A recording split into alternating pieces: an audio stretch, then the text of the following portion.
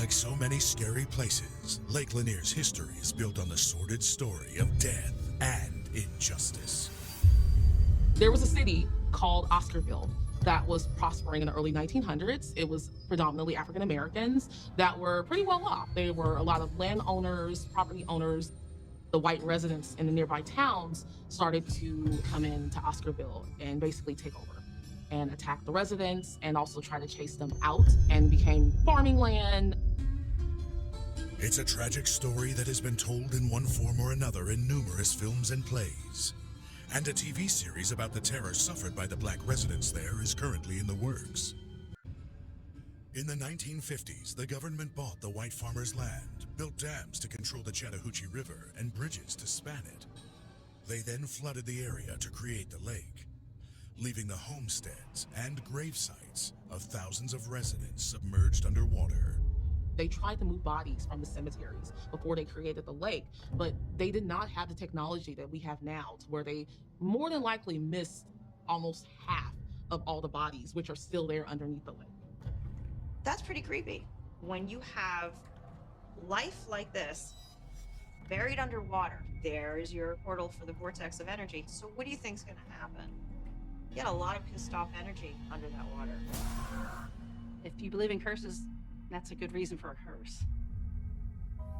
But according to locals, it's not just the spirits of the original black settlers or the white farmers who haunt Lake Lanier.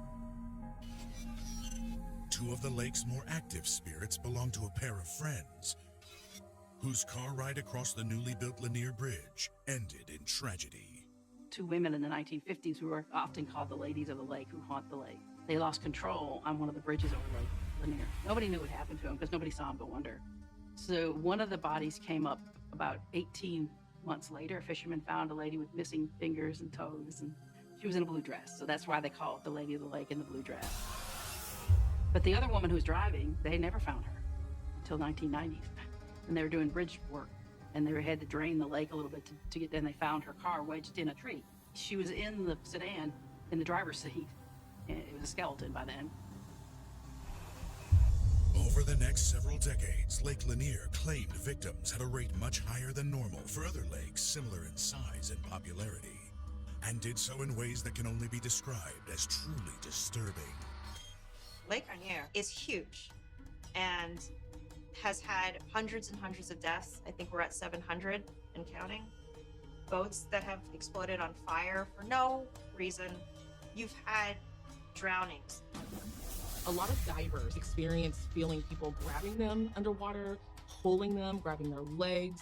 They see limbs floating. They also can hear underwater sounds as if someone's moaning or screaming.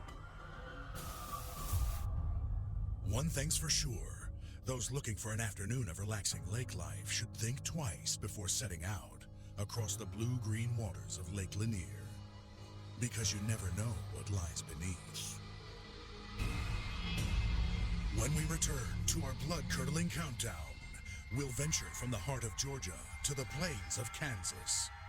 And number 11 on our scariest countdown, a house that was home to unimaginable pain. She died on the table, and they believe that her spirit is haunting the house. We're touring the 13 scariest places in America, whose ghastly reputations and hair-raising present-day encounters are likely to terrify even the most brazen ghost hunters. To visit the next scariest location on our list, you'll need to venture to the tiny town of Atchison, Kansas.